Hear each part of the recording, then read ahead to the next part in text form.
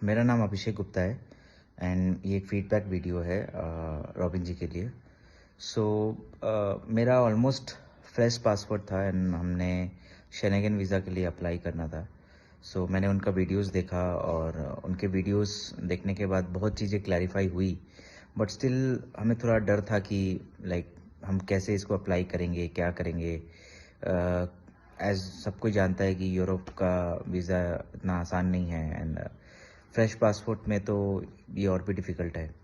But robin जी ने हर step में help किया, चाहे वो कवर लेटर बनाना हो या फिर फ़्लाइट टिकट्स बुक करनी हो, अपॉइंटमेंट बुक करना हो, सारा चीज़ उसने उन्होंने हेल्प किया और हर चीज़ में अपने स्टेप बाय स्टेप गए। सो ये एक प्रूफ है ये मेरे वीज़ा का जो लगा है। मुझे 9 दिन का ही मिला है क्योंकि हमने 9 दिन के लिए ही अप्लाई किया था।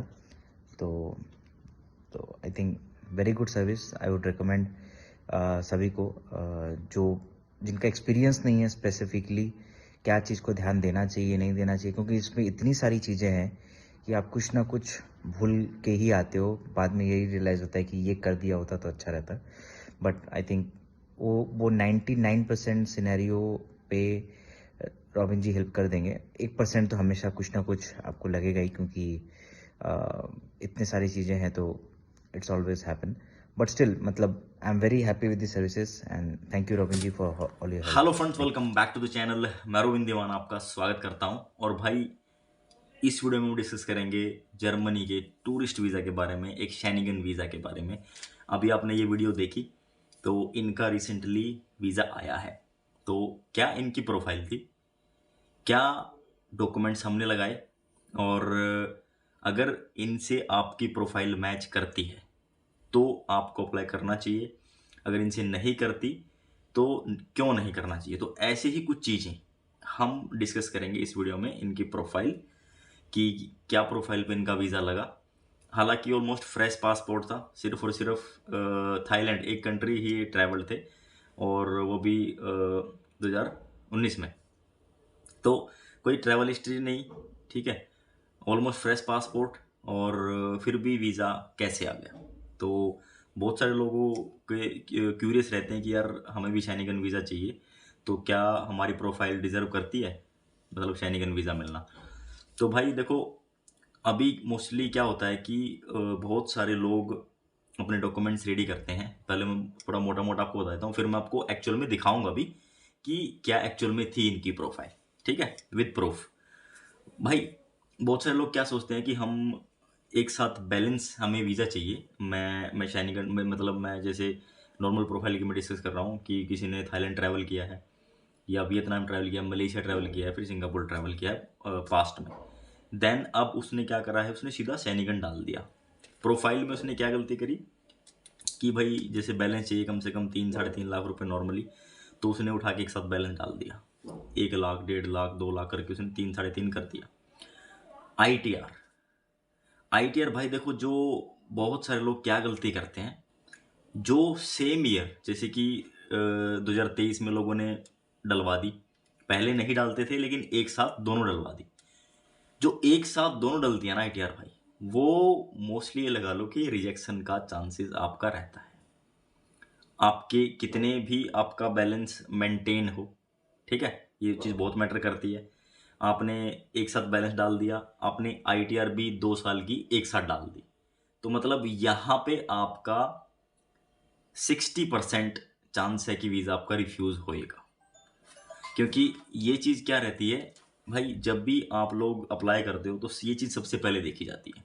भाई बहुत सारी कंट्री ऐसी भी हैं कि जो आईटीआर वेरीफाई करती हैं, बहुत सारी कंट्री जो नहीं भी करती। तो ये चीज़ आपको ध्यान रखनी है कि जो आईटीआर है और जो बैंक स्टेटमेंट है, अगर इन दोनों आप इस तरीके से करें, आप अभी के अभी आपने मैंने बैलेंस डाला है और आईटीआर भी आपकी जो है हर साल नहीं भरी गई है, एक साथ आपने भरी है, दैट मीन्स कि आप सिर्फ और सिर्फ वीज़ा लेने के लिए अप्लाई कर रहे हो, your intention is not genuine. तो वहां पे बहुत बड़ी मिस्टेक रहती है। तो ये चीज़ आप लोग ध्यान रखें। इसके अलावा भाई, इसमें बहुत सारी चीज़ें लगती हैं, ठीक है। शेंगन वीज़ा में कंट्री का जब आप अप्लाई करते हो, कवर लेटर बहुत ज़रूरी चीज़ है, आपकी travel itinerary, hotel booking confirm होनी चाहिए, आपकी टिकट्स, इंश्योरेंस, आपका पासपोर्ट, फ़ोटो, और अपार्ट फ्रॉम दैट कि आप इंटरनली अगर ट्रैवल कर रहे हैं, जैसे शेनिगन जोन में आप ट्रैवल कर रहे हैं दूसरी कंट्रीज़ में, तो उसका ट्रांसपोर्टेशन का भी आपको शो करना पड़ता है। तो ये सारी चीज़ें ऑलमोस्ट कंफर्म रहती हैं। तो यही चीज़ मैं आपको इस वीडियो में डिस्कस कर रहा हूँ कि अगर आप भी अप्लाई करना चाहते हो, देखो भाई, अगर आपका प्रीवियसली बैलेंस मेंटेन्ड है, ठीक है, आपने सेविंग कर रखी है अपने अकाउंट में, आपका जैसे सैलरी आपकी मान लो 40,000 रुपये है, और एटलीस्ट आप 20,000 या 18,000 या 16,000 15,000 आप सेव कर रहे हो, दैट मीन्स वो बैलेंस आपका इंक्रीज हो रहा है एवरी मंथ। दैट मीन्स वो एक पॉजिटिव साइन है भाई वीज़ा लेने के लिए। तो आईटीआर भी आपकी आपके जो अकाउंट से वो मैच करनी चाहिए भाई। वो मैचिंग का वो एक अलग मैटर है, अलग टॉपिक है, कभी उस पर हम डिस्कस करेंगे। वो मैच होनी चाहिए। दैट मीन्स अगर ये दोनों चीज़ें स्ट्रॉन्ग हो जाती है तो थोड़ा सा आपका जो है फाइल वो स्ट्रॉन्ग हो जाती है। अब देखो, सिंगल कंट्री ट्रैवल्ड फिर भी शेनिगन का वीज़ा मिल गया। बहुत सारे लोग हैं मल्टीपल टाइम ट्रैवल कर लेते हैं लेकिन फिर भी वीज़ा रिफ्यूज़ हो जाता है। भाई हमारे भी देखो होते हैं, ऐसी बात नहीं है, वीज़ा रिफ्यूज़ होते हैं लेकिन कोई बताता नहीं है, लेकिन हम अपने चैनल पे बता देते हैं कि भाई रिफ्यूज़ हुआ है तो रीज़न ये था। मोस्टली लोग जो है बताते ही नहीं है, सिर्फ वो ये दिखाते हैं कि हाँ वीज़ा लग गया भाई, ये वीज़ा लग गया, वो वीज़ा लग गया, लेकिन जो रिफ्यूज़ हुआ है उनको कोई बताता ही नहीं है, कोई जिक्र ही नहीं करता है। तो यहाँ पे भाई हम वो भी बताते हैं जो रिफ्यूज़ हुआ है किस रीज़न से हुआ, उसकी क्या प्रोफाइल थी, अप्रूव हुआ तो उसकी क्या प्रोफाइल है। तो आप लोग खुद ही डिसाइड कर सकते हो कि आप लोगों को करना चाहिए कि नहीं करना चाहिए। ठीक है, तो अभी मैं थोड़ा सा आपको स्क्रीन पे लेके चलता हूँ, वहाँ पे मैं आपको दिखाऊंगा। और ये इनकी अपॉइंटमेंट बुक हुई थी, ठीक है, डेट आप देख सकते हो, टाइमिंग आप देख सकते हो 12/1/2024, और 25 को इनको जो वीज़ा इशू हो गया था, रिसीव हो गया था, लेकिन जो इशू हो गया था लेकिन रिसीव इनको 29 को हुआ है, ठीक है।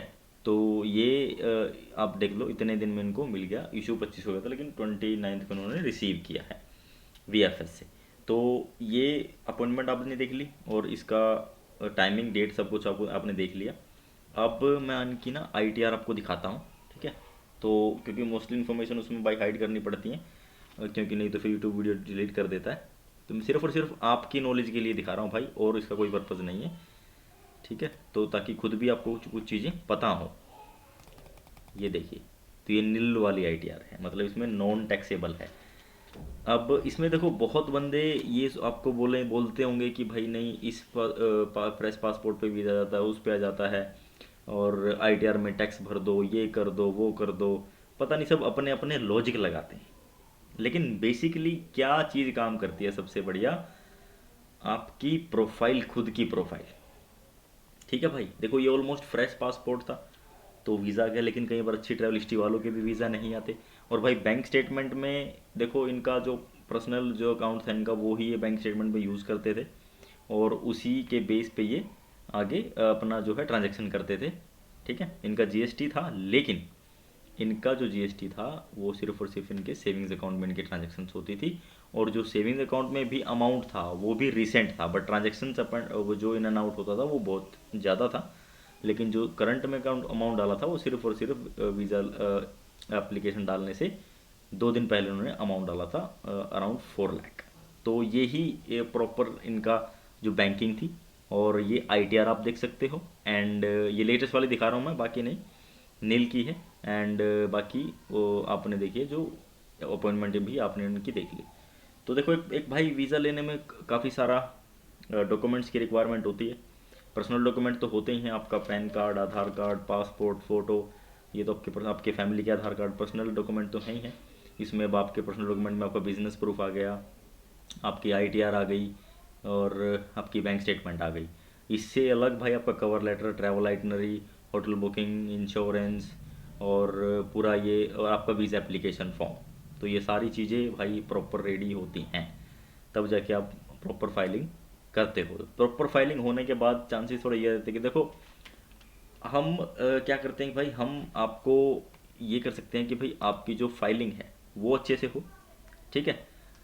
जो आपकी फाइलिंग है आपकी प्रोफाइल के अकॉर्डिंगली अच्छे से मेंशन करी गई हो, डिस्क्राइब करी गई हो, ये बहुत बड़ी चीज़ होती है।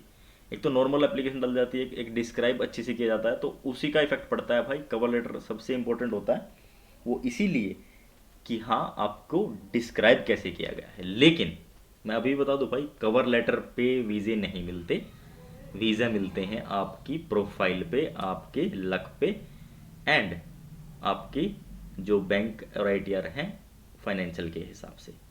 ठीक है भाई, cover letter just to describe you well, सिर्फ इसीलिए होता है भाई। कवर लेटर से उनको क्लियरिटी मिल जाती है कि हाँ चांसेस बढ़ जाते हैं, बट अगर कवर लेटर, सिर्फ कवर लेटर के दम पे आपको वीज़ा कभी भी नहीं मिलेगा। ठीक है, ये चीज़ ध्यान रखना भाई। तो ये है देखो बिल्कुल आपके सामने एकदम रियलिटी, एंड होपफुली भाई आपको काफ़ी नॉलेज मिली होगी इस वीडियो से।